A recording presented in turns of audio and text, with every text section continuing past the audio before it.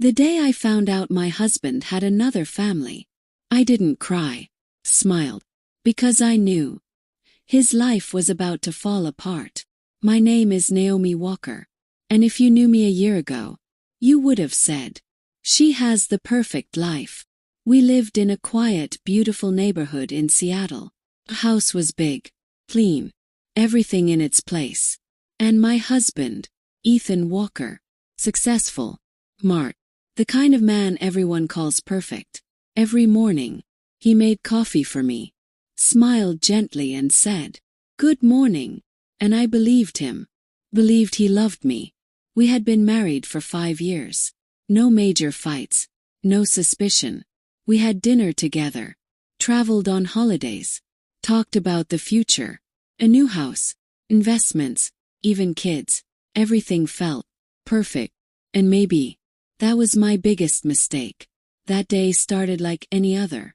Ethan left for work, and I stayed home. I needed a file from his laptop. I opened it. I already knew the password. A notification popped up. Payment successful, Bright Steps Childcare. Pause. Childcare. We didn't even have kids. First, I tried to ignore it. Maybe he was helping someone. Maybe it was work-related.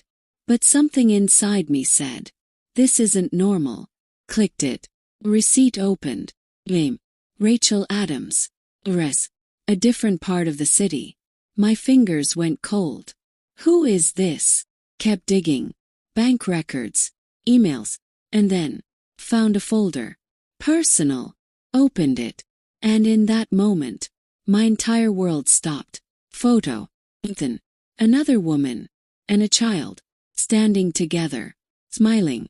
Like family. My breath froze. Kept scrolling. Birthdays. Marks. Holiday decorations. Every picture told a story. Life he had been living behind my back.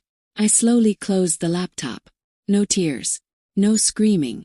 Just silence. I sat there, staring at the ceiling. Okay, I whispered. 'Cause now I understood.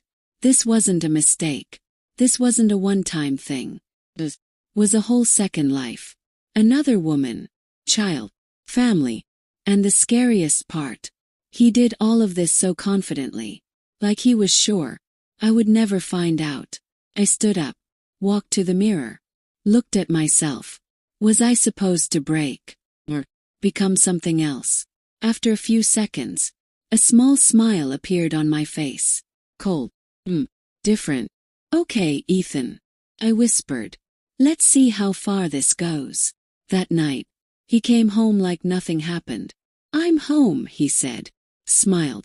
We had dinner together. He talked about work. I listened. We even laughed. But this time, I wasn't feeling him. I was watching him, studying him. He had no idea that I knew everything, that his perfect life was now in my hands. And I wasn't in a hurry, 'cause some games are better won slowly. That night, while he slept, I watched him, so peaceful, like nothing was wrong. I closed my eyes and made a decision. I wouldn't cry. I wouldn't break. And most importantly, I wouldn't let him go easily. This wasn't just betrayal anymore. This was a game. Now, it would be played by my rules. The next day, everything looked normal. I did what I always do. Woke up, made breakfast, smiled. See you tonight, Ethan said. Yeah, I replied calmly. The door closed. And in that moment, my real life began. I wasn't his wife anymore. I was the one uncovering the truth. I made one thing clear to myself. No tears. No drama. No rushing. If I wanted to win, had to be smart. I opened his laptop again. This time, not to check, to investigate. Emails, messages. Piece by piece, a full story came together. Rachel Adams wasn't just a name. She was part of his life. A life he hid from me. I checked the bank records. Every month, money was being sent. Rent, school fees, expenses. He wasn't just seeing someone. He was running an entire second life. With my money, my trust, right in front of me. Anger rose inside me. My heart raced. For a moment, I wanted to destroy everything. Kill him. And it all. But I stopped myself. No. Not yet. If I acted now, I would lose. I needed to wait. For the right moment. I took out a notebook. Started writing. Amounts. Places.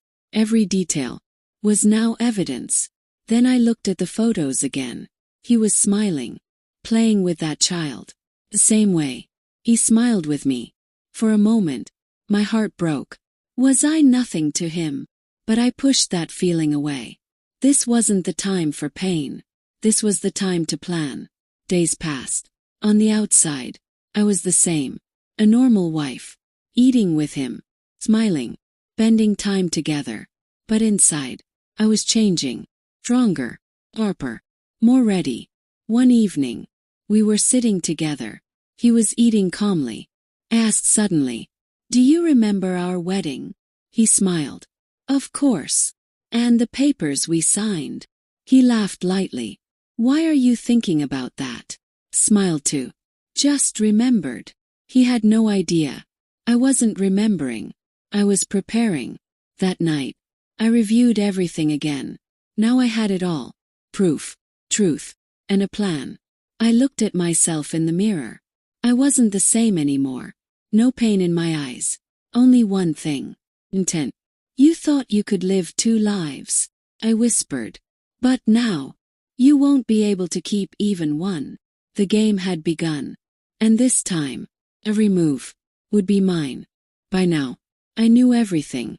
His second life. The other woman. Child. And most importantly, his lies. But knowing the truth wasn't enough anymore. I had to win. Slowly, carefully, I opened my notebook. Every piece of evidence was there. Transactions, photos, messages, everything was a weapon. But my real weapon was still waiting. One night, I was going through old documents, our marriage papers. That's when I saw it. File. Opened it. Started reading. And slowly, a small smile appeared on my lips. Prenup. The time felt like a formality. Just another document to sign. But now, that piece of paper could destroy his entire life. It clearly stated, if either partner is proven unfaithful, the other party gains full rights to all major assets. I took a deep breath. So the game was already set. Ethan always thought it didn't matter. He never imagined it would become his biggest mistake. I didn't just have proof. Had the law. The very next day, I contacted a lawyer. I told him everything. Every detail. Every piece of evidence. He listened carefully. Then said, "You have a very strong case. If this goes to court, you will win." For the first time, felt calm. This wasn't just emotion anymore. It was strategy. Over the next few weeks, I moved carefully. Some assets I legally shifted into my control. Bank details, secured, everything, slowly coming into my hands. And the best part, Finn had no idea. He was still the same. Morning coffee, casual conversations, and those little smiles. His phone. But now, I understood everything. When he was lying, when he was pretending, it was all clear. One night, he came up to me. "Are you okay?" he asked. I looked at him, smiled softly. "I'm fine." And for the first time, I was telling the truth. 'Cause I was fine. I wasn't weak anymore. I was ready. He hugged me. "I love you," he said. I placed my hand on his back. But this time, felt nothing. Only one thought. You have no idea. You've already lost. Days passed. My plan grew stronger. Every document, every move, everything, perfectly in place. Only one thing was left. The right moment. I looked at myself in the mirror. I wasn't the woman who got betrayed. I was the woman who was about to deliver the verdict. The end isn't far now, I whispered. And it wasn't. For the next few days, I did nothing. Everything stayed normal. Ethan still believed. Both his lives were safe. But he had no idea. It was all about to end. One morning, as he got ready for work, I smiled just like always. "See you tonight," he said. "Yeah," I replied calmly. The door closed, and I took a deep breath. Today was the day. Packed everything. Photos, bank records, emails, and most importantly, prenup. Everything was ready. I went straight to my lawyer's office. He was prepared. He reviewed the file, nodded. "There's no turning back now." "I'm not here to turn back," I said. That same day, we filed the case. And then, a notice was sent directly to Ethan. That evening, when he came home, something was different. "Naomi," he said slowly, "I got a strange notice today." I looked at him, quietly. "Do you know what this is?" I met his eyes, and for the first time, it was time for the truth. "Yes," I said calmly. "I know." He froze. "What do you mean?" I placed a file on the table. "It means I know everything." His face changed instantly. What do you know?" I opened the file, and one by one, I laid everything out. Photos, transactions, addresses, everything. His hands started shaking. "Naomi, I can explain." Cut him off. "There's nothing left to explain." Silence. He sat down, like his strength was gone. "How long have you known?" he asked quietly. "For a while." He held his head. "Why didn't you say anything?" I smiled slightly. "Because I was waiting for the right moment." Fear was visible in his eyes. Real fear. A few days later, the first court hearing began. He stood there, nervous, breaking, and I stood, shaken. My lawyer presented everything. Every document, every photo, clear, undeniable. Ethan had nothing left to say. And then, a final blow. Prenup. The clause he never took seriously was now standing against him. The judge listened carefully, then delivered the verdict. Infidelity proven. And just like that, his world ended. His assets, his home, his savings, everything, transferred to me. His face went pale, like his identity had been erased. But the story didn't end there. His second life was exposed too. Truth doesn't stay hidden. Soon enough, that life collapsed as well. He lost everything. No home, no family, no respect, and me. For the first time, I was truly free. I looked at him one last time. He looked back, with empty eyes, like everything was gone. And the truth was, after that day in court, everything changed. The noise was gone. The arguments were over. And the truth was no longer hidden. Ethan Walker, the man who thought he was so clever, was now standing alone. He had nothing left. Not the house we once shared. Not the money he used to live two lives. Not the reputation he built over the years. Everything. And the most painful part, his second life, collapsed too. When the truth reached there, the same thing happened. Because a life built on lies never lasts. Rachel left him. The child he called his own was no longer part of his life. He truly had nothing. A few weeks later, he tried to reach me. Messages. "Please, just meet me once. I want to fix everything. Give me one chance." I didn't respond. Because there was nothing left. Fix. But one day, I met him. Maybe. Just to see who he had become. We met in a quiet place. He sat across from me. Unrecognizable. Tired. Broken. The confidence in his eyes. "Naomi," he said softly. "I made a huge mistake." I stayed silent. "I've lost everything." His voice trembled. "Is there any way back?" For the first time, I looked straight into his eyes. No anger. No pain.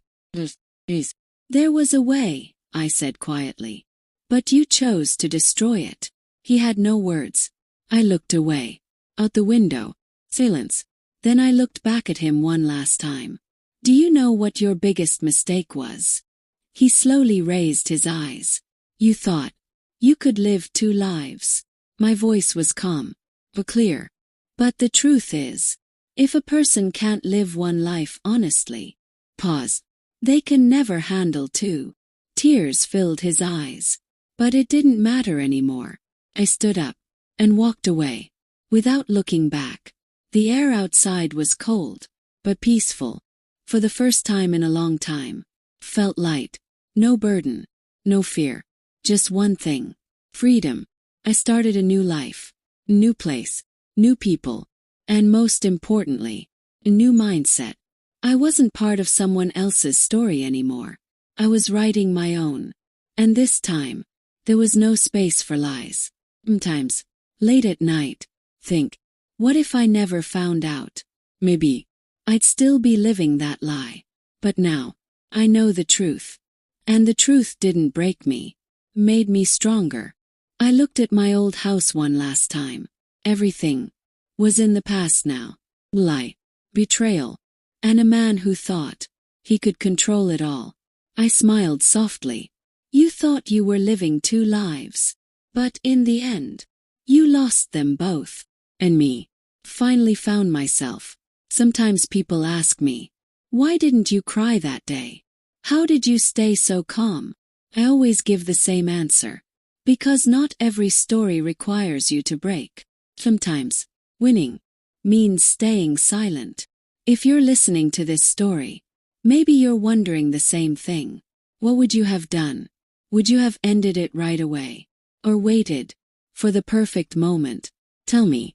And if you enjoy stories like this, the kind where strategy wins, where truth rises in the end, you already know what to do. I'll see you again with another story.